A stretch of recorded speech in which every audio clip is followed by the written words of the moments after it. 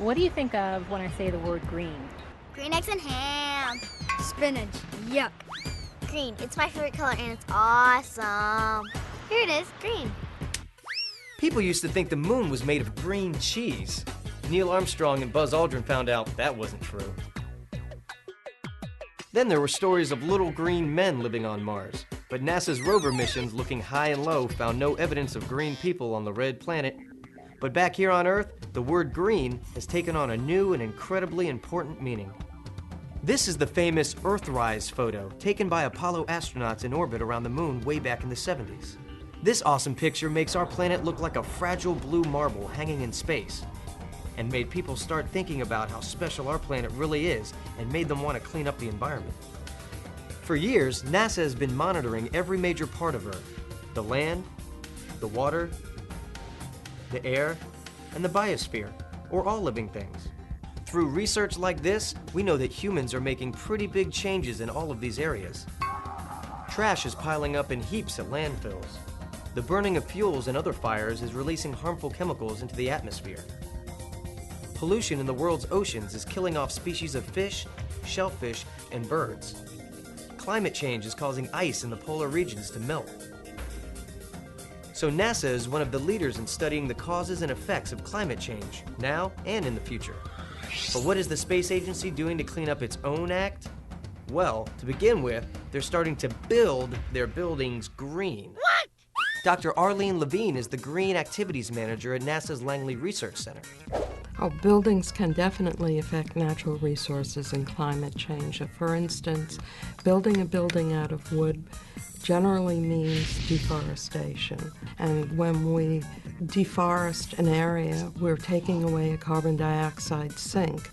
And carbon dioxide is a greenhouse gas, which leads to keeping the Earth's heat in, and therefore can contribute, does contribute to global warming. Using recycled materials, for instance, even recycled wooden floors and recycled wood would make a big difference. The idea is to use renewable materials to build rather than add more greenhouse gases to the atmosphere. So what exactly is a green building? Well, a green building is one that uses healthy, resource-friendly materials throughout the entire life cycle of the building. Yep, even buildings have life cycles. So the people making the building are careful about what goes in the building and how it's made, from the time it's built until it is torn down. They are even careful about how that building is used, so it will have as little change on the environment as possible. Every type of building can be green: stores, houses, office buildings. Even communities and regions are going green. So we not only have separate buildings that are green, but whole cities and communities have turned green. Every NASA center around the country is becoming green, like the new solar-powered buildings at the Johnson Space Center in Houston, Texas, or the solid waste recycling program at Langley Research Center. Almost 70% of the steam that is used at the center comes from the safe burning of trash in a special plant that has been operating for more than a decade. So what can the rest of us do to help? Well, for starters, we can all start being a little greener. People can use transportation less. Instead of using a car, walking wherever possible and using a bicycle is greener.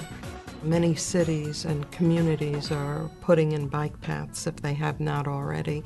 In addition, when you do have to use the car, running several errands at once rather than discrete trips is more energy efficient. NASA asks their workers to recycle bottles, cans, and papers, but that's not all. Batteries, metal, and even fluorescent light bulbs are crushed, so the mercury inside can be recycled. As Kermit the Frog once said, it's not easy being green. But if we're going to continue to enjoy this beautiful blue marble we call Earth through our lives, our children's lives, and even their children's lives, all of us need to join now with NASA and take an active part.